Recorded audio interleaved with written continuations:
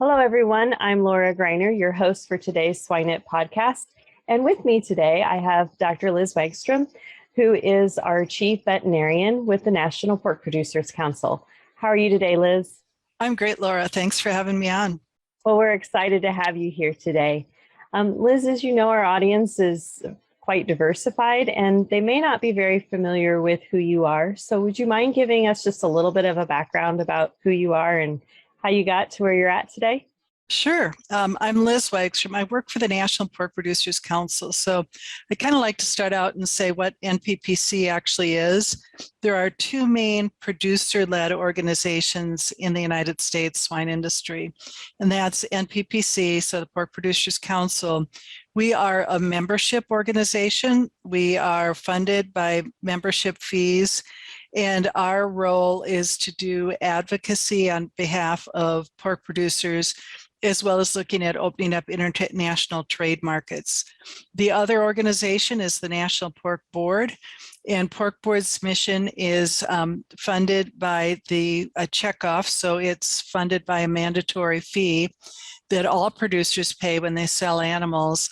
And their mission is promotion of the product, education, and research. And so I started out actually right after vet school. I worked for a short time at Iowa Select Farms during the end of 𝘬𝘳𝘃𝗵𝘠 eradication. So that was eye-opening as a new young veterinarian to be dealing with 𝘬𝘳𝘃𝗵𝘠s and PRRS and all of those diseases that are, well, at least 𝘬𝘳𝘃𝗵𝘠s is gone, and PRRS, I think we have a little better idea of how to handle. And after that, I went to the Minnesota Department of Health. So very odd transition, but at the Minnesota Department of Health, I worked on foodborne disease outbreaks, as well as zoonotic disease concerns. So doctors would call and say, I have somebody who got bit by a dog. Do they need a rabies vaccine? Or they had a bad exposure. So totally unrelated to pigs, but I really missed pigs a lot. And so I was fortunate enough, I got to go to the National Pork Board.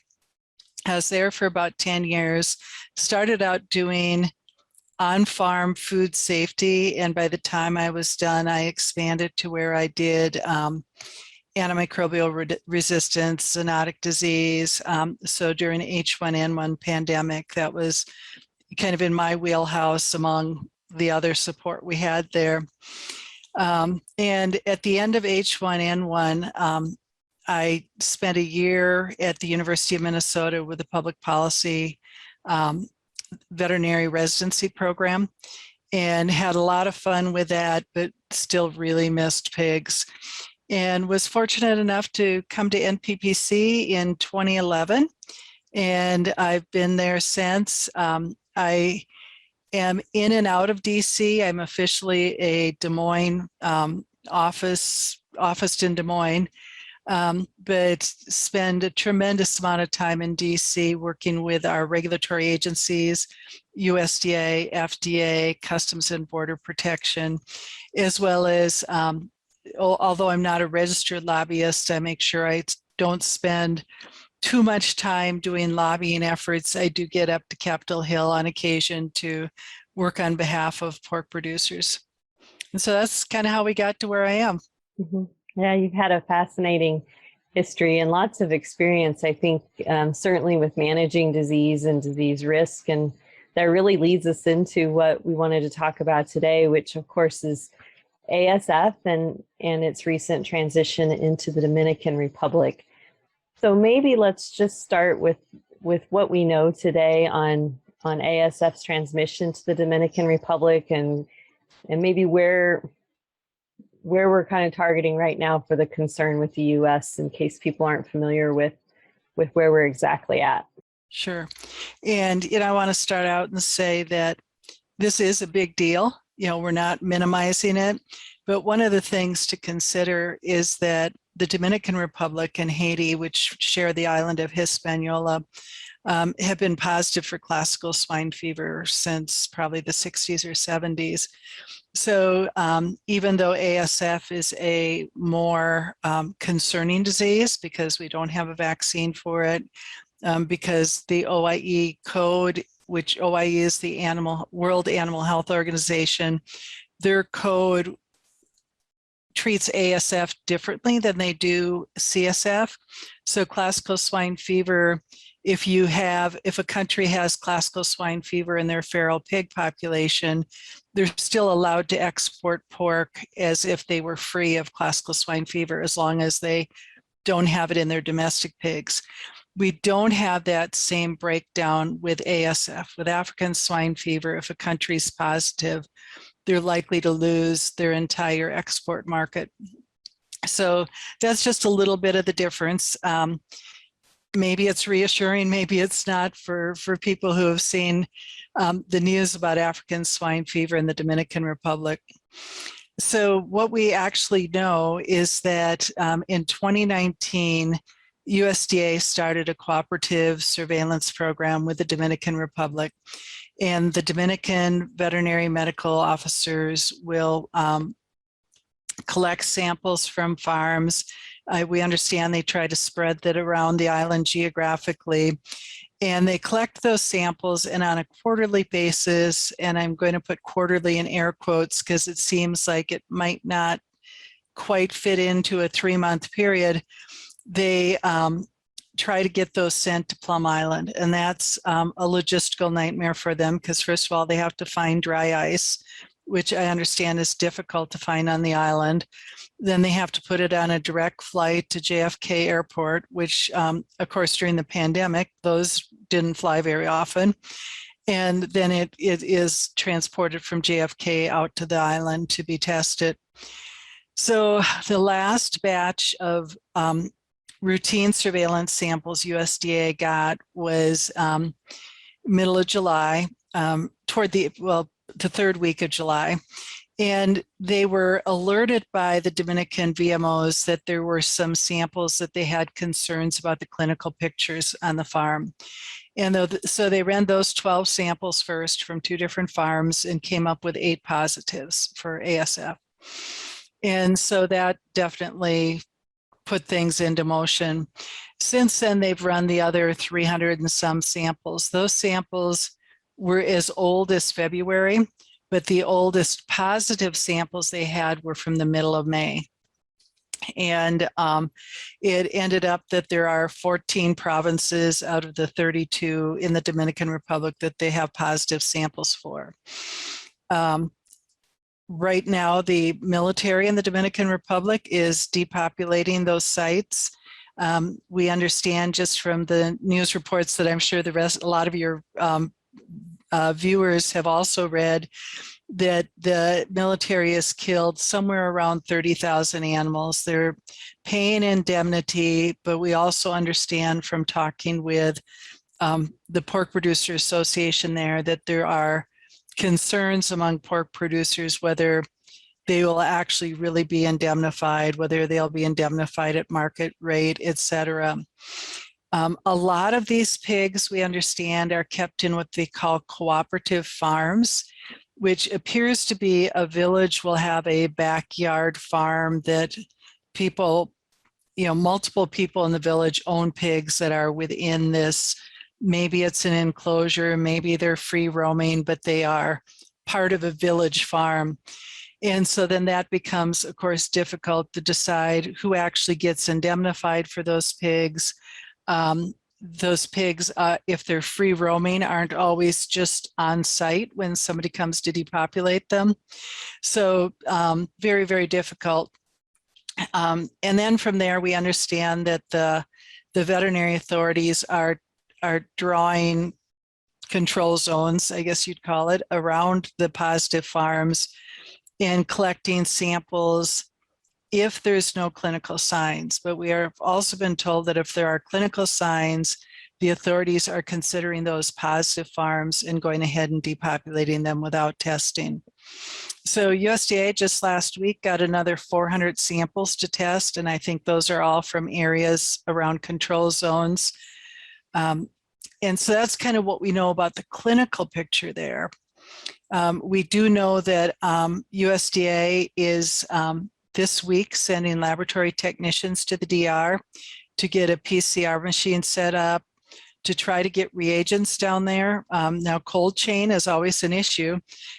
You can run out of electricity, and if they don't have the right generators, etc., keeping reagents cold is a concern.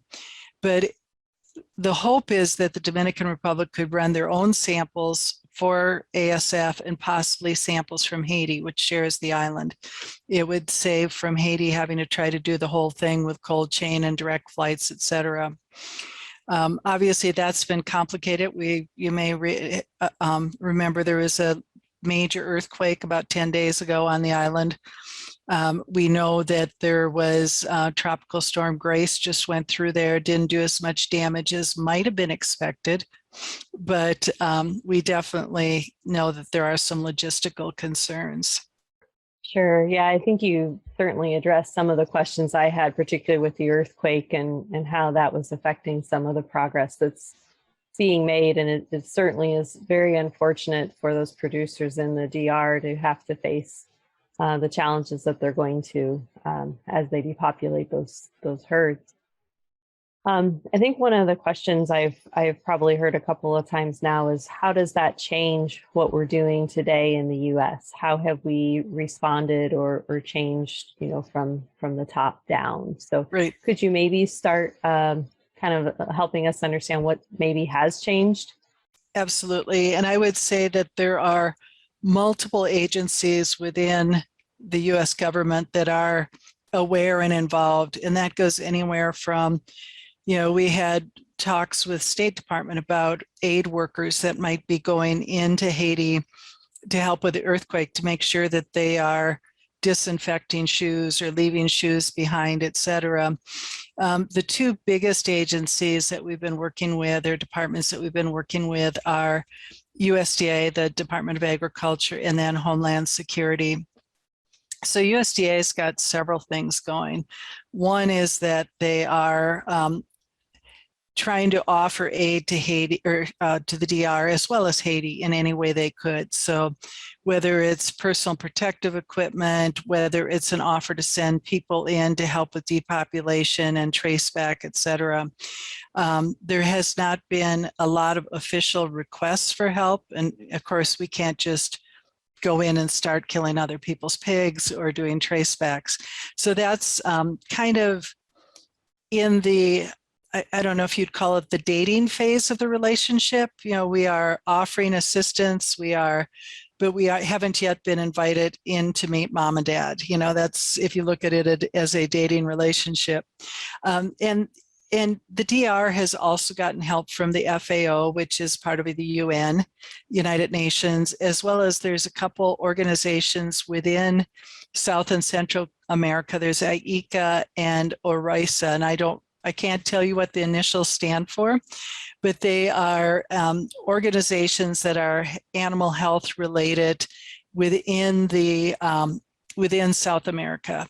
And we've even talked with pork producers from other countries, like the Chilean pork producers have got a group of 18 or 19 countries, pork associations, that are working together to try to limit the spread within the Caribbean and South and Central America. Then for us, one of our biggest concerns, obviously, is Puerto Rico. Because if Puerto Rico goes positive, our chief veterinary officer at USDA is going to be the person responsible for having to report that to the OIE.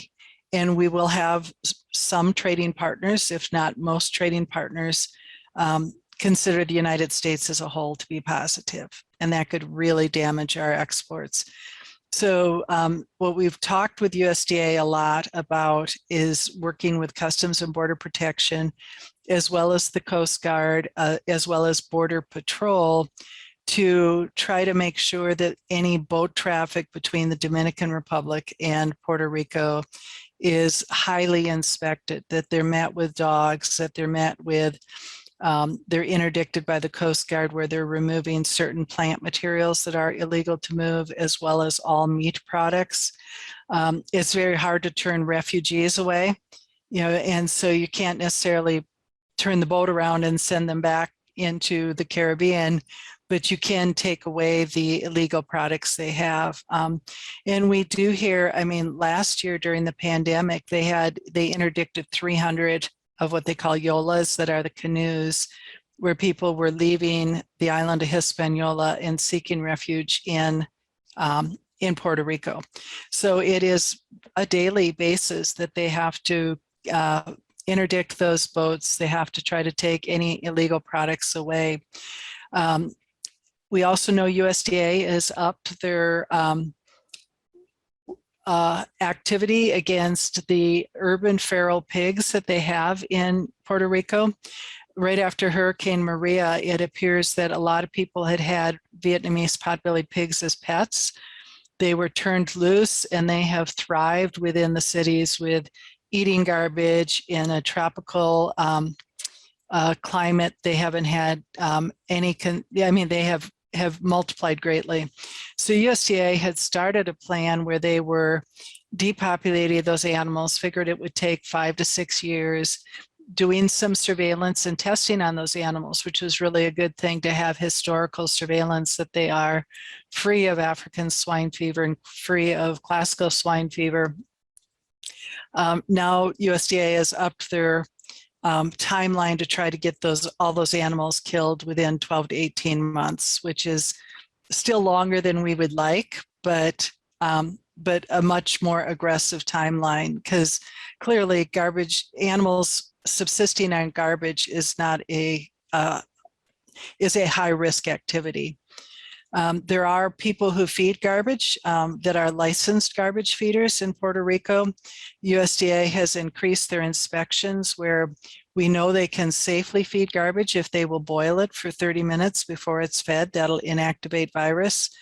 And well, I think we would all love to see no garbage feeding anywhere in the United States. If inspected garbage feeding can be done safely, it's probably better than having people do it without inspection, where they would cut corners.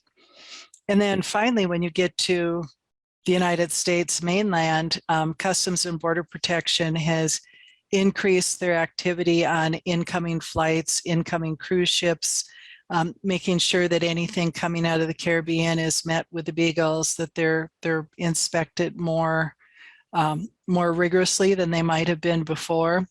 And then the other thing that they have done during pandemic, which I think has been extremely helpful, and that includes within Puerto Rico as well as the United States, is Customs and Border Protection diverted some of their inspectors that might have been meeting airplanes to validating that garbage from international vessels is being appropriately handled. So whether that's cruise ships, airlines, or cargo ships, that garbage goes under seal to an incinerator and is incinerated rather than put into a landfill that feral pigs could get to.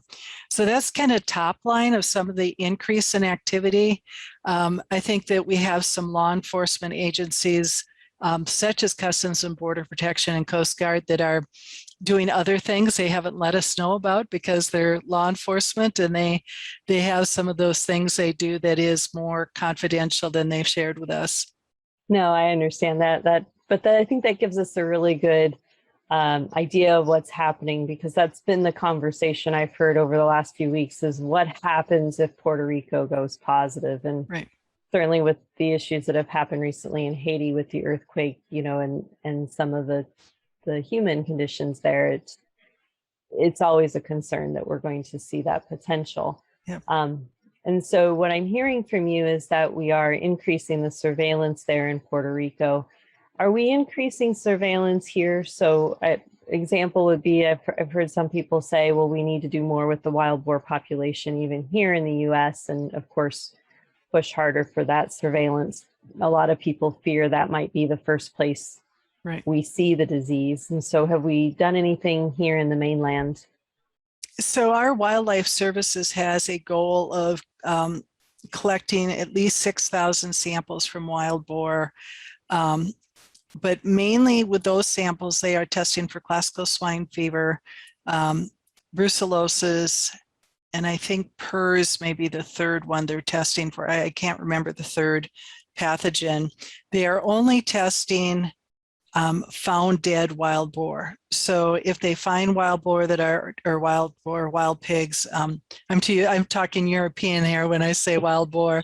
Yeah.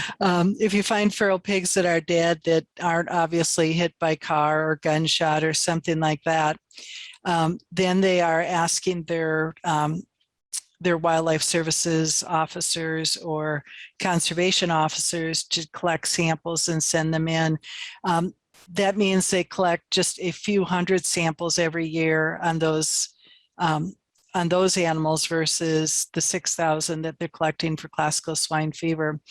So we've had discussions on pros and cons of increasing that surveillance. I think that they are definitely looking at those surveillance plans, looking at how to increase awareness on reporting of anything that's found dead, and making sure that those unexplained dead wild animals are sampled. I think that the thought is, if we have healthy animals in healthy herds that they're depopulating, whether it's from airplanes or trapping to kill, etc., that's probably not your highest risk individual to find an African swine fever animal. The other thing, we just had a discussion last Friday with Wildlife Services that they're really increasing is their attempts to use nitrite as a bait for wild pigs, to really try to look at decreasing populations nationwide of our wild pigs. And there had been some initial concerns with using it, that there were songbirds that were getting into the bait. So they've changed the consistency of the bait so it's less crumbly, so that what's left over of the bait shouldn't be available for songbirds. It's not of a consistency that songbirds would get into. So they're trying to get to a place where they're doing surveillance, but they're also really looking at population control and decreasing the population of wild feral pigs. Okay, very good, very good. So we've kind of talked upper level, right? What's happening in the DR, where we're at with Puerto Rico and the mainland, but let's go down to the producer, right? So we've got a lot of people working for us trying to keep the disease out and manage the borders, but what can we do internally to help protect ourselves? So one of the things that I think is fascinating, if you look at what African swine fever looks like in a sick pig or a dead pig, it looks not unlike really severe PRRS or septicemia from salmonella or a multitude of other diseases we have. But if you look at it, we have almost no foreign animal disease investigations done on those kind of pigs on the farm. We have surveillance in our diagnostic labs where if samples come in and the history sounds like it could be African swine fever, those samples or those submissions are tested just routinely, and the government picks up the costs of those. I would challenge producers that working with their veterinarians to say, is this worth having a foreign animal disease investigation? Are we seeing something? And part of that is you not only build confidence in our system that we could catch it early if we had it, you also probably build some competency among the veterinary medical officers in your state or federal that will be having to deal with positive farms if we do end up with an outbreak. So it's an inconvenience, definitely, to have a foreign animal disease investigation, but we do hundreds, no, thousands of them now every year for Seneca Valley. Some of those come back to the farm, some don't. But to try to say, challenge your veterinarians to think, is this a case where it'd be worth having a foreign animal disease investigation? Obviously, when your producers are working with their veterinarians, as well as other service people that they work with, is the whole idea of reviewing again and even auditing or validating your biosecurity. So I think we all talk about biosecurity. all of our commercial producers have biosecurity plans?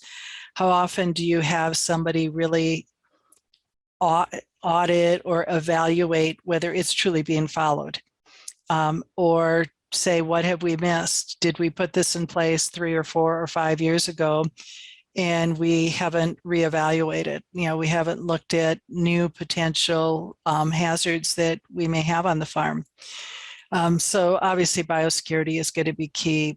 And then the one thing that I always throw out there that probably makes people like, it's probably like chalk on a chalkboard for many people, is to consider your pig movements. I think we're so vulnerable about how we move pigs.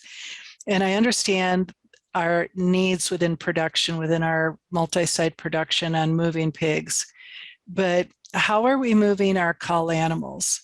And what is the risk we have with that? And so I think some of our big sow consolidators do a good job of buying sows, getting them quickly sorted into different sizes and immediately sent to a final destination. And they keep traceability. We have other situations where we hear that those animals are in market channels for weeks. You know, they maybe change hands from person to person to person before they end up in a group that goes to a final market or final packing plant. And by then, if you wanted to do a trace back, it would be very, very difficult. And so that to me is a challenge. The other thing I see that I would say would be immediately shut down if we had an outbreak is our sending our lightweight market hogs to a packing plant who then sort them off before they go through antemortem inspection. It is definitely a convenience for the producer to do that. I would say that if we have an outbreak, that's going to stop. So do you have a backup plan for that? Are those animals that get euthanized on the farm? Are those animals that you have enough of them that you take them directly to a market that will buy lightweight animals? So those are some of the challenges I would have with how we move animals. And then probably the final one is to say, if we had an outbreak, at minimum, we are going to have a 72-hour stop movement standstill in the United States. I think 72 hours is optimistic. I wouldn't be surprised if it would go to double that, if it would go to a week or more where we would not be moving animals. So what's your plan? As a producer, you know, we ran into some of that during COVID, and people did a great job of doing everything they could to not have to put down animals and to look for ways to keep animals. But it's going to be a similar situation if we have a stop movement, and it'll be maybe more because all animals will stop. There won't be some animals moving. And then you will have those challenges of, I may not be able to move some animals because now we're in a state with positive animals and some other state doesn't want our animals, even if we're not in control zone.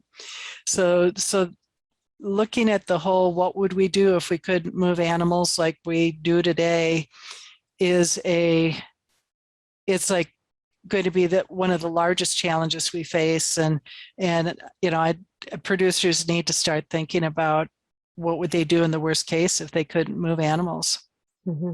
Yeah, I think you raised some really good points. I've always told people to think about how PED moves onto a farm and PRRS, even though they behave differently and their transmission routes are different, right? Any way that we see gaps for any disease coming into a farm is really that opportunity to identify better biosecurity. Yeah, so absolutely. I think you raise a great point about closing those gaps and lessons learned, right? Even a 3-day snowstorm helps us figure out how to manage feed on a farm and take all of that to put it into a good ASF plan.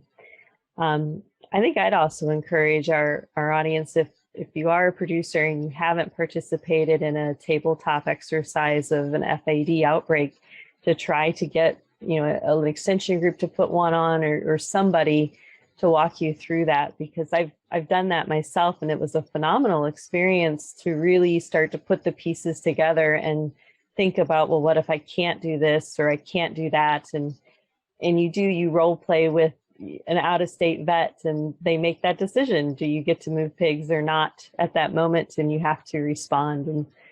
And so absolutely, that preparedness, I think, should continue, and probably even more so today than maybe at the speed we were going the last few years. And I know COVID kind of changed a lot of directions that we were headed, but. Right, and I absolutely agree with you on the tabletop. We're actually going through a series right now where the packers are doing some tabletops to say, what would happen if instead of finding ASF on a farm, it was found in a packing plant? Or what if a packing plant's in a control zone? What do we do? How do we handle it? And out of that, of course, I think, you gave me 3 things, but I'm going to say 4 or 5, is the idea of looking at the secure pork supply program. I think it helps with identifying some of those biosecurity needs and gaps. And the other thing is just consider taking a look at AgView, which is one way you could get data to the authorities who are going to need or want data in the case of an outbreak, especially if you're looking to move animals or do tracebacks, et cetera. Yeah, I think you have some wonderful suggestions there for our audience. So Liz, as we kind of wrap up our discussion on ASF and particularly traceability there towards the end, are there any key points that you would like our listening group to take home today? Sure. Well, I think the main point is do everything within your operation you can to be able to know your risks, identify your risks, know where your animals come from, know where your animals are going to, and consider options if, number 1, you can't get the animals you're expecting, and number 2, if you can't move your animals in the way you would normally do so. So I think just looking at all of those worst case scenarios and trying to figure out what you would do rather than wait for an, lack of a better term, an oh shit moment when you have to deal with something that was unexpected. Mm-hmm. Absolutely. Very good. Well, as we wrap up our conversation today, there's 3 questions that we like to ask all of our guests who come on the podcast. And so the first question I ask you is, what's your favorite swine resource book? So I am very much biased toward the diseases of swine. It is my go-to, I have a lot of reporters who'll call and want to know about some virus somewhere. So between diseases of swine and then the 𝘱 website, those are my 2 resources. So my hardcover diseases of swine and my virtual Swine Health Information Center website. Very good. Yes, those are always very popular books, but they are so valuable. That is for sure. How about something that's maybe not swine related? Are you doing any reading for enjoyment? Yeah, so, and I like a mystery fan, so I read all these really junky mystery, my Kindle Unlimited books that are free rather than buying them. But the one book I've been reading lately, and Laura and I were talking before we started about horses and being on horses, is that I'm reading a book that was written by a neurologist or a neurosurgeon, and it's called The Rider's Back, or Riding Pain-Free, and it's a neurosurgeon's guide to riding pain-free with your back issues. And I'm summarizing his title, but it's really interesting in that you've got a neurosurgeon who's looked at all of the different disciplines of riding and said, if you do this, here's the types of injuries you can have and the types of exercises you should do to protect yourself. And it's the first time I've read something written by anybody who is either a neurosurgeon or a orthopedic surgeon who looks at equine sports as anything but just a way to bring patients into their clinics. And so that's kind of my, I shouldn't say it's a fun read, but it's really been kind of eye-opening, given me a set of exercises that I think have been really helpful. Mm-hmm. Well, that's really interesting. I'll have to take a look at it. I'll have to admit, though, it's not usually my back when I'm done writing. It's my legs that I pay Right. the next day for. Yeah. So the last question we like to ask is, if you think about somebody who's successful in the swine industry, and everybody's version of success I know is different, but if you think about somebody in your mind who's successful, what characteristics about them pop into your mind that you think help them get to where they're at? So I've got to say that one of the luckiest moments I had in my life was the day that Jeff Zimmerman accepted me as his as a master's student with him. And so I look at Jeff as somebody who has changed how we practice veterinary medicine. You know, he has looked at different samples. You know, I kind of am jealous of the people who came after me because they got to do oral fluid stuff where I was in milking sows. And milking sows is not nearly as much fun as collecting oral fluids. But, you know, he has been one of those people that has looked at the literature in other species, including human medicine, and said, what can we learn and what can we apply to swine medicine? And so always having that outward facing look to say, who else are doing things that we can take and apply? And I think that's a lot of the really successful practitioners do the same. They're looking at how we apply things that may be used in a totally different context, but that are cool technologies that might be helpful to what we do today. Mm-hmm. I would agree. I think it's always fascinating when people pick up something from human medicine or some other species and really take a hold of it and find a way to apply it into the swine industry. I do think that's a fascinating characteristic that I too am quite envious of. Well, again, I want to thank you, Liz, for your time. I know you are very busy in your role at NPPC, but the audience does appreciate it. For all of our audience, again, this is Dr. Liz Wagstrom, who is the Chief Veterinarian at National Pork Producers Council. So thank you, Liz. I hope you have a great day. Thank you, Laura. This was fun.